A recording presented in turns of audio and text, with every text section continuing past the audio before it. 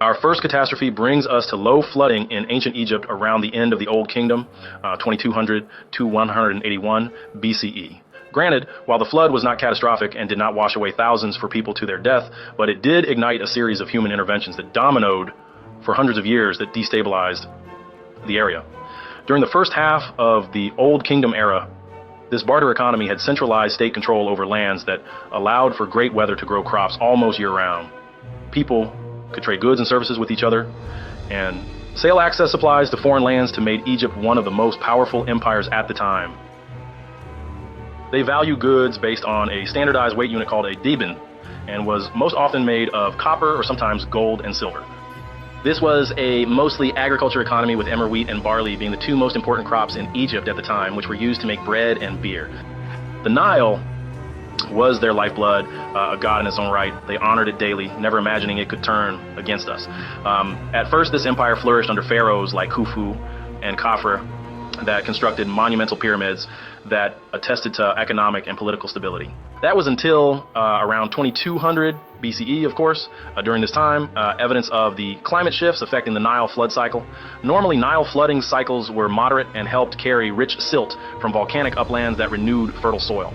This time, the floods wouldn't stop flooding. Low Nile floods reduced agricultural yields, straining food supplies and state-controlled distribution systems. Most land was considered property of the pharaoh or temples, who also had to pay a portion of harvest to the pharaoh as tax. Citizens provided unpaid labor to the state for projects like pyramid construction or agricultural infrastructure like irrigation systems in exchange for rations. Workers were paid with food, beer, and other goods from state reserves and consumed their pay to work another day. Temples also received grain and other offerings and redistributed resources to their workforce. Priests were also often in charge of state resource management, along with loyal officials, artisans, and scribbles to administrate economic controls.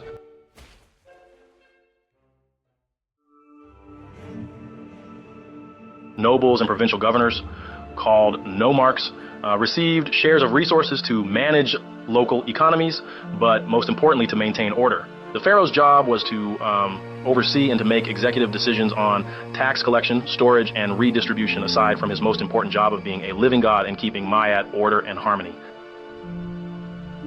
The pharaoh also made sure to circulate goods like grain, livestock, and textiles into Egypt to support the population and the economy. The state-controlled distribution systems were very successful during times of abundance and prosperity, but it did make it easier to open vulnerabilities during disruptions, particularly from the low Nile floods. Egyptians used fertile land along the Nile River to grow crops, and they normally were highly adaptable within the conditions of the Nile Valley. The entire agricultural cycle during this time was centered around the annual flooding, known as akit. Emmer, wheat, and barley require well-drained and loamy soil to grow consistent yields. The repeated years of bad flooding decreased crops, emptied reserves, and created famine that led to social unrest in ancient Egypt. The labor-intensive construction of the large projects overextended resources and decentralized regional powers to the nomarchs that later undermined the centralized redistribution system. Too much water, then too little, the balance is lost. The death of Pharaoh Pepi II, whose ruling lasted over 90 years, exacerbated the crisis around 2181 BCE and set political feuds that solidified nomarch control and independence away from centralized state control. Competing rulers fought for dominance, with Heracleopolis in Lower Egypt and Thebes in Upper Egypt being the main rivals. During this time, local economies operate independently with less dependency on centralized systems, while warfare and unstable flooding patterns persisted until the transition to the Middle Kingdom in 2055 BCE. Mentuhotep II of Thebes defeated the rivaling factions as flooding patterns normalized to reunite Egypt by restoring centralized governance and economic stability. The lessons from the Old Kingdom collapse led to administrative reforms that managed power and distribution of resources equitably. The years that followed were like a waking nightmare, and the floods came too high, then too low, never just right. Our once fertile fields turned to mud, then to dust. The great storehouses of the pharaoh, once bursting with grain, slowly emptied.